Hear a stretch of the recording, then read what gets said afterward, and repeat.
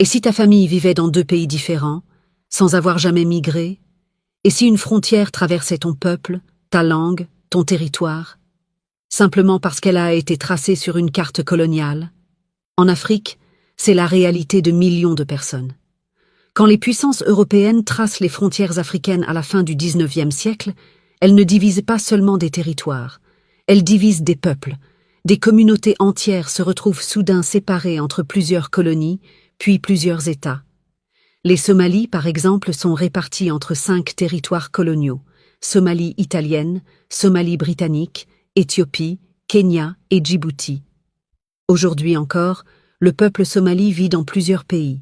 Les Ewe sont divisés entre Ghana et Togo, les Maasai entre Kenya et Tanzanie, les Touaregs entre Mali, Niger, Algérie, Libye et Burkina Faso.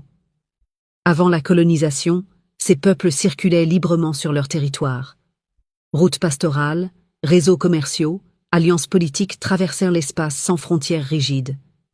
La colonisation transforme ces espaces en lignes étatiques. Un même peuple devient plusieurs minorités nationales. Les conséquences sont profondes. Familles séparées par des frontières internationales, langues minorisées dans certains États, tensions politiques et identitaires durables. Après les indépendances, ces divisions persistent. Les nouveaux États conservent les frontières coloniales pour éviter les conflits territoriaux. Mais les réalités humaines, elles, restent transfrontalières. Ainsi, dans de nombreuses régions africaines, l'identité ethnique ou culturelle dépasse encore l'identité nationale.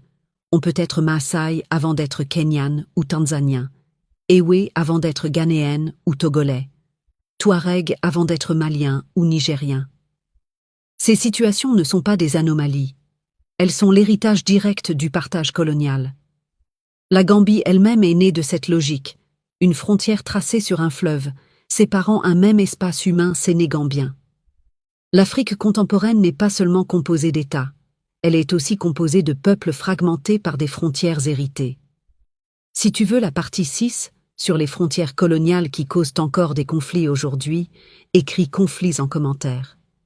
Parce que ces lignes tracées il y a plus d'1 siècle continuent de façonner le continent.